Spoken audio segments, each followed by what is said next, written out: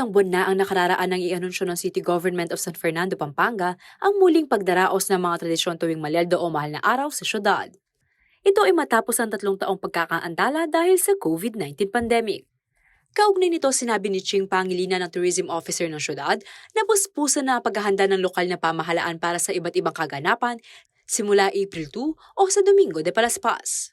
Sa mga taong ito, magbabalik tayo dun sa mga pagmamasusi ng mga iba't ibang selebrasyon natin para sa Semana Santa or yung Holy Week natin sa City of San Fernando, yung tinatawag natin na Malyaldo. So ngayon, puspusan yung paghahanda ng city government natin sa pangunguna ng ating Mayor Vilma Caluwag at syempre ang chairperson natin, si Councilor Aten Samiano, para maibalik ng maayos ang mga ganitong klase ng pagmamasusi ng Malyaldo sa ating syudad.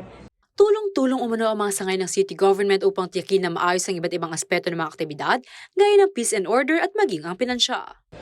Sa kasalukuyan, maraming preparasyon at paghahanda ang ginagawa ng ating mga committees. No? Kasama natin dyan ang ating Public Order and Safety Coordinating Office at ang ating CDRIM Office. No? Sila yung nangunguna sa safety and security preparations natin. Kasama din ang City Health Office kasi nasa ilalim pa rin tayo ng pandemic. Kaya minamabuti nila na yung mga traffic plans natin, inaayos yan, yung pagde-deploy ng mga personnel on the ground, yung mga mga tourist assistance center natin, mga SUMVAC assistance points din, pinaghahandaan natin lahat through these offices. 3 barangay ang nakatakdang lalahok sa pagpapapako sa krus, ang San Pedro Cutud, Santa Lucia at San Juan. Magdaraos naman ang tira bakal sa barangay Santa Teresita, San Jose at Juliana. Upang masiguro ang kaligtasan ng mga kalahok, kailangan muna umunong sumailalim ang mga ito sa medical check-up.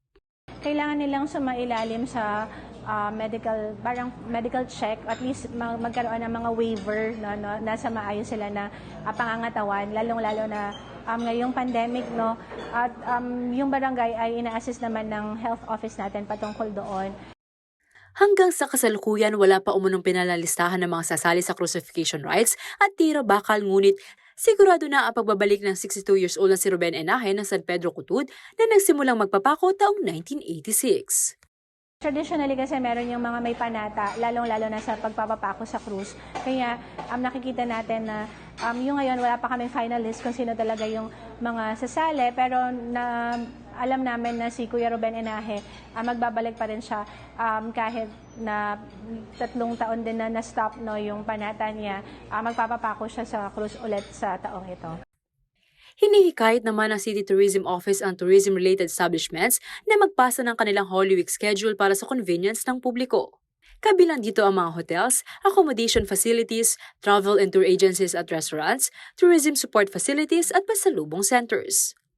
Taon-taon kapag may Malyaldo, talagang minomonitor natin yung mga bukas at saradong establishment sa syudad natin. Para rin yung mga pupunta dito, may guide tayo na maibibigay sa kanila at mapaalam natin ng maayos sa kanila yung information tungkol sa establishments natin. Halimbawa, kung gusto nilang kumain sa San Fernando, ano ba yung mga restaurants na bukas?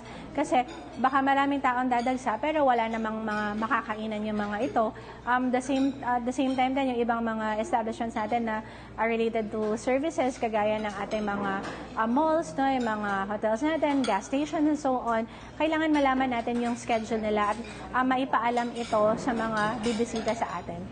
Upang maging maayos at ligtas naman ang pagbisita sa syudad San Fernando ngayong mahal na araw, may paalala si Pangilinan sa publiko.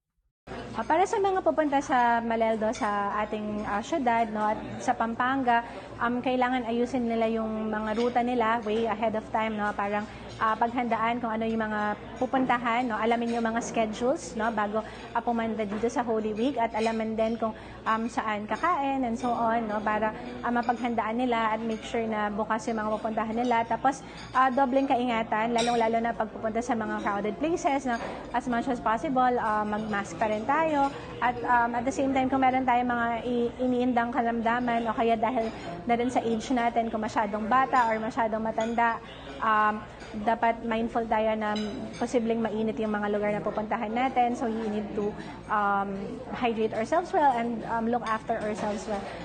At saka din, let's not lose sight, o huwag natin kalimutan yung essence kung bakit natin